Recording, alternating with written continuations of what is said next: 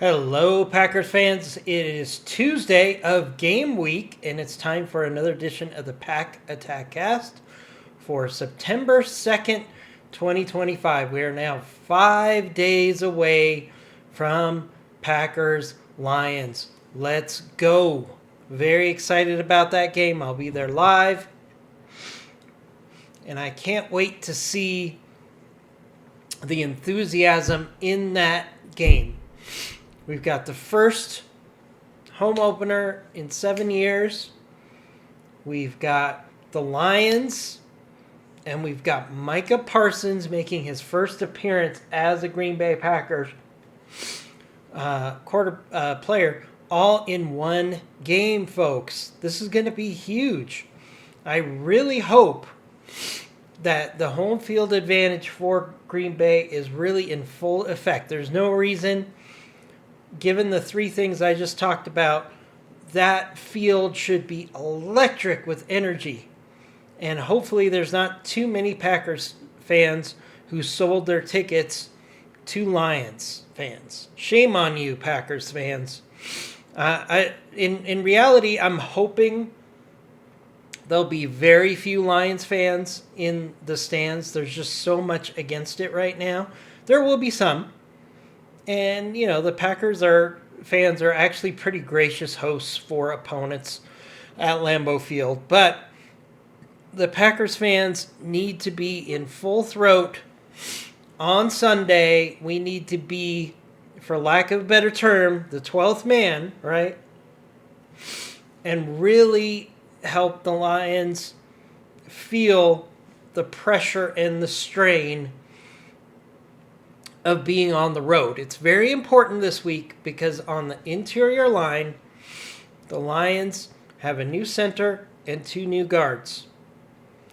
And it's really important, especially when the Lions have the ball, that the Packers put as much pressure and strain on that interior offensive line as possible to cause things like protection breakdowns, fumbled snaps, just bad plays across the board. The Packers fans can make that happen by being enthusiastic and loud from the start of the game and try to give the Packers every advantage they can. So I've got a couple news and notes for today, and then we're going to talk about how we should best deploy Micah Parsons on limited snaps in the game on Sunday. But first, we have some business. So there are 8,700 subs so far. Thanks to everybody who subscribed. If you haven't subscribed and you're watching this video, hit the sub button. We're trying to get to 9,000 by the start of the game on Sunday. If we do get to 9,000, I will try to do a bonus live stream at the stadium right before the game, internet permitting. We're going to try to at least do a quick blurb in the stadium about getting to 9,000, if we can get to 9,000 before the start of the game on Sunday. So I'm very excited about hopefully getting to 9,000 with your help. Number two, I'm wearing my 22 jersey for Matthew Golden, who just changed his jersey to 0. Like literally 3 weeks after I got this jersey, okay? Very heartbroken, very sad. I'm still going to wear this jersey because I have it. I've got God knows how many jerseys laying around the studio here. But I would like to say that the Packers and Matthew Golden need to set up a special jersey signing for anybody who bought the 22 already and can't get rid of it. We're going to have an event, first day of training camp. We'll have Matthew Golden set up a booth, and he'll sign his signature on everybody who brings a 22 jersey to the booth. That seems more than fair to me, because then the 22 jersey becomes a collector's item. I would argue that it still is, because there's going to be very few 22s floating around. So if you have a 22 and you're not going to wear it, put it in plastic, and store it away in a safe place, because this jersey will get you your money back and more when Matthew Golden makes the Hall of Fame. There, I just said it. You're going to want to hold on to this for when Matthew Golden makes at least the Packers Hall of Fame. How about that? But I would love to see some sort of action from the Packers or Matthew. I know you're a regular watcher of this stream. If you're out at practice and someone holds out a 22 for you, make an effort to just sign it as like a sorry, I changed my number type of thing. That would be great. So let's go through some Packers news. We have limited Packers news because the Packers were off over the weekend. They did practice on Monday, so we do have some news and notes from Monday.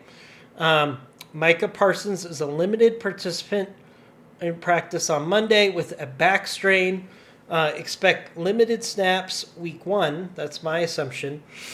He'll probably do an epidural before the game just to make sure he's not feeling pain or tension in the back. As somebody who's done epidurals, it does work wonders for a day or two. So Micah Parsons is going to ramp up this week. He'll probably do more in practice as we get closer to game time. And I do expect him to get 15 to 20 snaps in this game. So we're going to talk about a little bit later how the Packers can best use those snaps. But I think it's going to be limited to 15 to 20 snaps. It's going to be a combination of learning the defense, the Packers really figuring out what they can do with Micah Parsons in their scheme, and number 3, mitigating the injury ramp-out time risk that Micah Parsons would have if he played the full game. So I expect 15 to 20 snaps in this game for Micah Parsons. Elton Jenkins did not practice on Monday. Hopefully this is just veteran rest. We'll see where he stands on Wednesday. More important, Nate Hobbs did not practice on Monday. Hopefully they're just giving his knee as much rest as possible. We'll see where he stands on Wednesday. I feel like Wednesday is going to be the key practice where if Jenkins doesn't practice on Wednesday, then they have to really start seriously shuffling the line around. If Nate Hobbs doesn't practice on Wednesday, they might have to really start saying, well, Valentine might be starting on Sunday. How does that look for us? Now, one thing you might see, just like the Packers are controlling Micah Parsons snaps, if Nate Hobbs isn't 100%, but they still want to get him on the field, they might actually put Valentine on the outside for week 1 and then have Nate Hobbs come in and play the slot in limited snaps to mitigate the impact of the injuries. Because remember, for the Packers, and this matters for Elton, Jenkins, Micah Parsons, Nate Hobbs, anybody who has injuries they're coming back from, Jaden Reed, we're going to have this game, and then 5 days later, they're going to be playing again. So injuries become magnified when you have a very short turnaround the following week. So we're going to have to see how the Packers manage this. I would personally argue, like, if I was Matt LaFleur and they said, look, we could play these guys week 1 100%, but week 2, we might have to limit them if we play them 100% on week 1, I would say go ahead and play them week 1. Because I would much rather, if I had to pick a win between the Lions and the Commanders, I will take the Lions week 1 every time, 100% of the time. Because it's just a really big, impactful game for the division run. So they're obviously not going to make a decision like that, but if they did, I would say let them run against the Lions and we'll figure it out against the Commanders. So I'm hoping we'll get a better feel for these injury issues on Jenkins, and Hobbs by Wednesday. Parsons, I don't think is going to change between now and game time. It's going to be limited to maybe 15 or 20 snaps on key downs, and we'll talk about that a little more later. Rasheed Walker says he's going to be starting on week 1. This was an announcement from the player, not from the team. So we'll have to see what happens on game time. But it does make a lot of sense with the fact that Banks has some injury issues right now, and maybe Elton Jenkins has some injury issues right now, that you want to keep Jordan Morgan flexible to possibly play left guard or right guard on Sunday. So the easiest thing to do is just say, you know what, Rasheed, you're starting week 1. We're going to have Jordan Morgan available to take rest reps anywhere on the line and also possibly fill in as a starter if need be. So we'll see what happens there. So don't think that Rasheed Walker has won the left tackle job. It's more of we're pausing it because we have some other injuries that are more important than figuring out this battle. I said all along for months, Rasheed Walker is your week 1 starter against the Lions because you do not want the uncertainty of Jordan Morgan in the first game. You want to see him ramp up, and you want your best player that's ready to play now against the Lions, and I think that's Rasheed Walker. So now let's shift gears a little bit. I want to talk about Micah Parsons' use on Sunday. I'm very excited about this. I will be there in the stands. I will be keeping track of how many snaps he takes as much as possible. Sometimes it's much easier to track that when you're watching on TV versus in the stadium, but I want to see how they use Micah Parsons. If I was Jeff Hafley, and thank goodness I'm not, I would have a number of objectives for the game, especially involving Micah Parsons. Okay, so objective 1 for me would be make Micah Parsons as effective with his snaps as possible. You want to save Micah Parsons snaps for impactful downs, 3rd down and long, and in the 4th quarter, and goal line. Those are the 3 situations I would prioritize for Micah Parsons.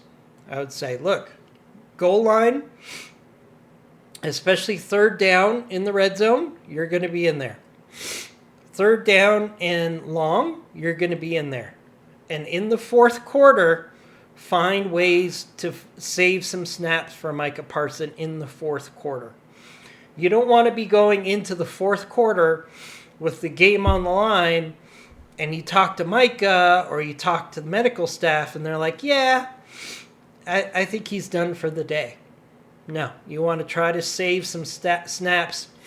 I would say save 5 or 6 snaps from Micah for the 4th quarter. However you have to manage that, you want Micah Parsons available in the 4th quarter for key downs. And Micah Parsons might play the first 3 quarters, right? And you limit his reps, and then in the 4th quarter, he's like, I'm good. Put me out there. It's the 4th quarter. So we're going to have to see what happens there. So we're going to have to also adjust the game plan for the departure of Kenny Clark. We're going to rotate big bodies in the center of the line, and we're really going to have linebackers double their focus on crashing into the run in the center on early downs. That's going to be very important. We're going to have to really emphasize team tackling on running downs. That means your defensive tackles are going to do their best they can to clog the lanes and grab a hold of a body and have a linebacker come in the middle and help clean up the runs. On the outside, I want the edges really focused on holding the edge and trying to push runs back inside as much as possible. And if a run does get to the outside, With the linebackers really focusing on crashing the run on the center, you're going to need your corners and safeties to push up as soon as they see a run and help do run support on the outside of the line. That's super critical this week. We need to have everybody. I know it's a catchphrase, and you guys are going to say, well, duh, that's football 101. But they really need to have a team tackling mentality with the loss of Kenny Clark. Because everybody needs to focus on stopping the run.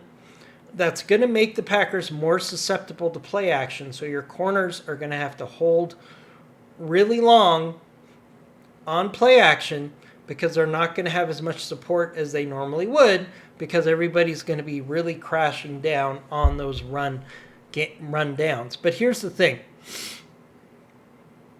Dan Campbell is going to say, all right, you added Micah Parsons, but you lost Kenny Clark. I'm going to run the ball up the middle until you show me you can stop the run up the middle.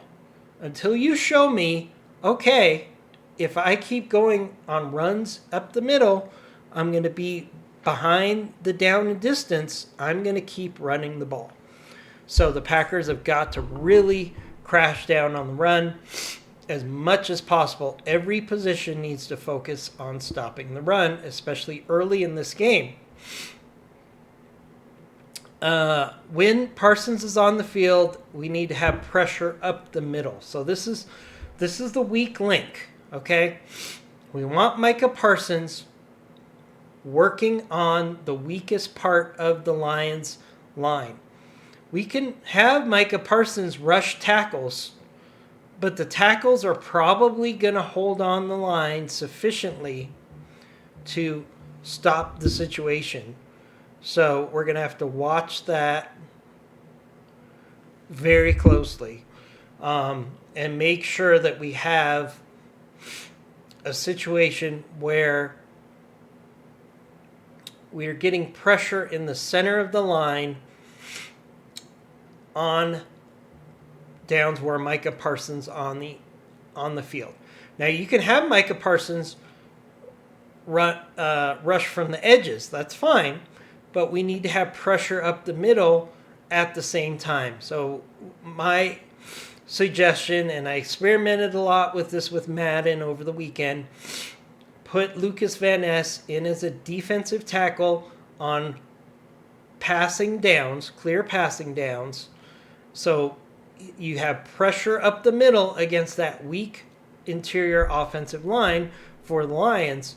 Micah Parsons against a tackle, that's probably the Lions tackles. Micah Parsons will probably win eventually, but will he win in time to impact the play? Maybe not. But if at the same time you have a defensive tackle that is a pass rusher like Lucas Van Ness pressing in the center of the line, that's going to push Jared Goff to get rid of the ball.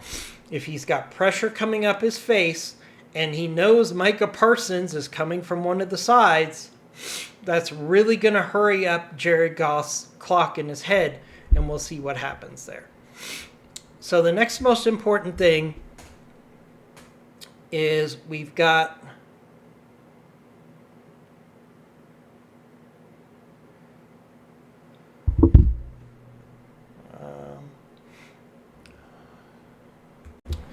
so that in a nutshell is pretty much what I would do on the defensive side of the ball. Now, in addition to that, if I was in the joint coordinator meetings with Matt LaFleur and I was Jeff Hafley, I would really say, look, the biggest unknown we have right now for this game is the defense. So what we really need to do is lean into the offense, which is not making significant changes, and have it be the strength for beating the Lions.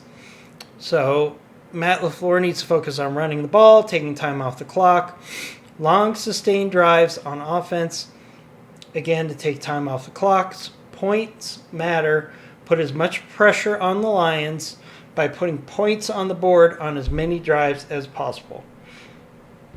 you're going to say, duh, that's what the Packers would want to do. But they're really going to have to emphasize this game not being about Micah Parsons and the defense winning the game. It's going to be about the offense winning the game by putting pressure on the Lions offense and finding ways to score consistently, to put points on the board, and hopefully put the game out of reach by the fourth quarter. That would be ideal. The Packers definitely want to try to play with a lead in this game and not play catch-up the whole game. So we'll be back tomorrow with more Packers updates, and we'll start to break down what we know about the Lions for Week 1. Hopefully we'll get a feel for their strategy in this game, try to get a feel for any potential injuries that could be an impact in this game, and we're going to start digging into some matchups that are going to be very interesting for this game. I think the Lions have some serious issues with their interior offensive line, with their wide receiver depth, and their defensive end depth, and hopefully that will play a role in helping the Packers get a victory this week against the Lions. We'll talk more about that tomorrow. As always, go Pack Go.